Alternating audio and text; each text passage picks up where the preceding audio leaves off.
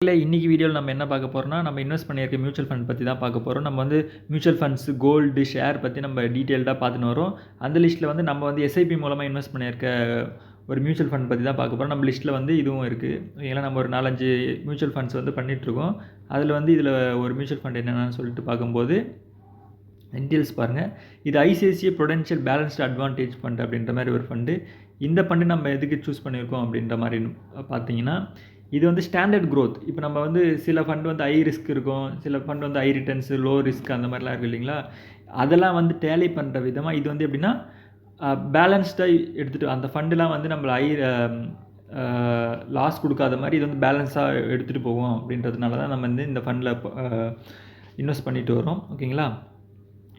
Categorised வந்து எப்படின்னா returns வந்து எப்படின்னா அந்த ஹை லெவலில் கொடுக்கும் அப்படின்ற மாதிரி. அதாவது வந்து நம்மளுக்கு வந்து எப்படின்னா லோவாக எதுவுமே கொடுக்காது, ரிஸ்க் வந்து அவ்வளோ இருக்காது அப்படின்ற மாதிரி தான் இது வந்து ஃப்யூச்சர் பர்ஃபார்மன்ஸ் இருக்குது. ரிஸ்க் கேட்டகரி பாருங்கள், அதாவது வந்து பிலோ ஆவரேஜுக்கும் கீழே தான் வந்து நல்ல ரேட்டிங்ஸ் கொடுத்துருக்காங்க. இது வரைக்கும் பர்ஃபார்மன்ஸ் நல்லா தான் பண்ணியிருக்கு. இங்கே பாருங்கள், நம்மளுக்கு வந்து எப்படின்னா நம்மளுக்கு வந்து 10% இது வந்து ப்ராஃபிட் கொடுத்துருக்கு. நம்ம வந்து மந்த்லி வந்து 900 ரேஞ்சில் மந்த்லி நம்ம எஸ்ஐபி மூலமாக பண்ணிகிட்ருக்கோம். ஆல்மோஸ்ட் 10% இப்போ வரைக்கும் கொடுத்துருக்கு. நல்ல க்ரோத் தான் ஓரளவுக்கு. ஏன்னா இது வந்து நம்ம வந்து ஹை ரிட்டர்ன்ஸ் எதிர்பார்க்காம நம்ம இதையும் நம்ம ஆட் பண்ணி வச்சிட்டோம்னா நம்மளுக்கு வந்து ரிஸ்க் இல்லாமல் மியூச்சுவல் ஃபண்டு வந்து க்ரோத் கொடுக்கும். அதாவது நம்ம ஸ்டார்ட் பண்ணது ஒரு 1 இயர் தான் ஆச்சு. அதனால் வந்து இந்த 10% இருக்குது. ஆனால் வந்து ஆனுவலாக 14% வரைக்கும் ஆவரேஜாக கொடுக்குதுன்ற மாதிரி ஃப்யூச்சர்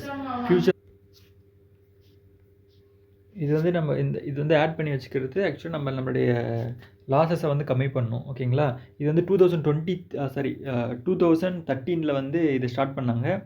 அப்போ வந்து 10 ரூபீஸில் இருந்து ஸ்டார்ட் பண்ணி இப்போ 86 ரூபீஸ் என்ஏவியாக இருக்குது. ஓகேங்களா.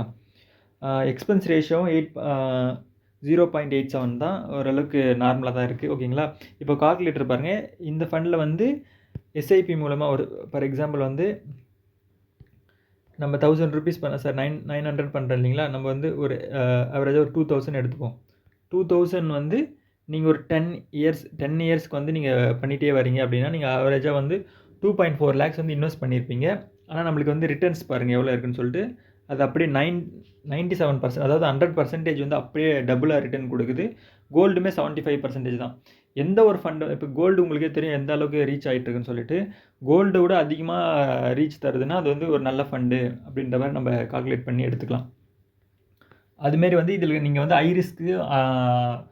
ரிஸ்க் இருக்காது, ஹை ரிட்டர்ன்ஸும் இருக்காது. ஓகேங்களா. இது வந்து எப்படின்னா ஒரு ஃபண்டு எப்படி சேஃபாக மியூச்சுவல் ஃபண்டில் வந்து இந்த போட்டிங்கன்னா சேஃபாக இருக்கும் அப்படின்றதுக்காக இந்த ஃபண்டு யூஸ் பண்ணிக்கலாம்.